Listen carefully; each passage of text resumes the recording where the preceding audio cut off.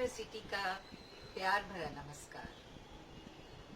आज कुछ सवाल मन में उठ रहे हैं, कुछ सवाल जो कि बहुत ज़रूरी है, जो बहुधा हम अपने आप से नहीं कर पाते, लेकिन जीवन की हमारी जो दृष्टि है या जीवन की सफलता या जीवन में हम जिन चीज़ों की कामना करते हैं, दरअसल जिस प्रेम की कामना करते हैं, जिस शांति की, जिस सुंदरता की कामना करते हैं, जिस समरसता की कामना करते हैं, उन कामनाओं का, उन स्वप्नों का पूरा होना दरअसल इन सवालों पे बहुत कुछ निर्भर करता है।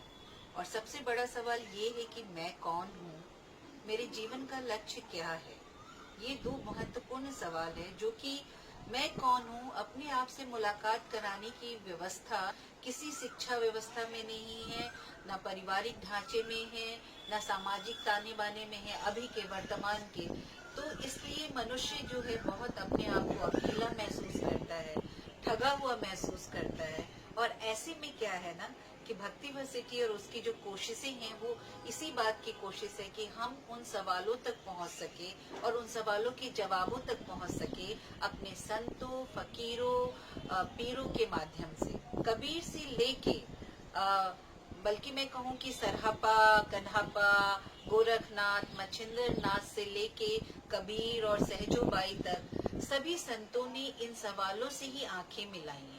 और इन सवालों से आंख मिलाने के बाद, अपने भीतर जाने के बाद उन्हें दिखा कि उनके भीतर ही एक समंदर है, नूर का समंदर है। उस समंदर में सारे सवालों का जवाब है।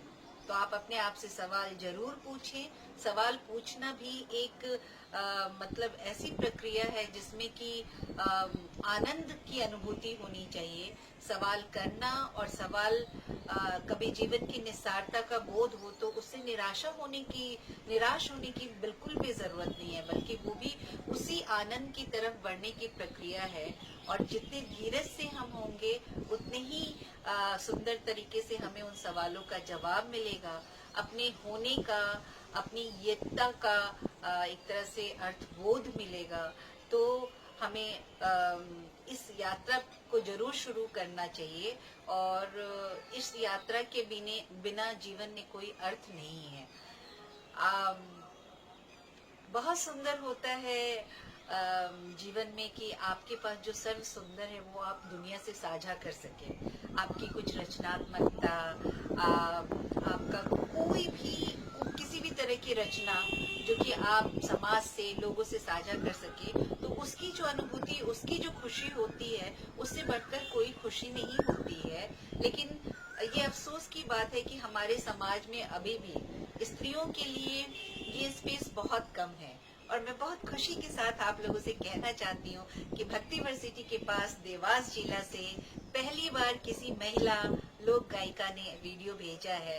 तो गीता पराग जी को जोरदार सलाम कि वो एक घरेलू जिंदगी जीते हुए भी संतों की वानियों को अपनी मधुर आवाज में दुनिया तक पहुंचा रही हैं। और मेरी उनके लिए बहुत सारी शुभकामनाएं हैं, बहुत सारा प्यार है। और तो सुनते हैं गीता पराग जी का ये आनंद दास जी का गाया हुआ लिखा हुआ भजन। और मेरी ये शुभकामना है कि हम अपने आसपास, अपने समाज में जितनी भी स्त्रियां हैं उनकी जो रचना धर्मिता है उसको एक्नॉलेज करें और उसको ज्यादा से ज्यादा लोगों तक पहुंचाएं। तो चलिए सुनते हैं गीता पराग जी को। नमस्कार। सिटी की अनूठी पहल है और मैं गीता पराग, सास लीला पराग, इस संस्था को मैं धन्यवाद देना चाहती हूँ कि संतों की वाणी को जन जन तक पहुँचाने का प्रयास कर रही है। और मैं आपके सामने एक कानड़ दास गुरु का एक भजन रखना चाहती हूँ। जी हाँ।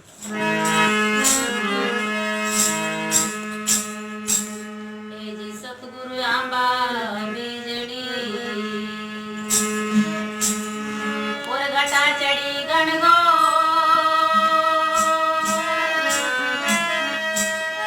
अरे बरसे बादल प्रेम का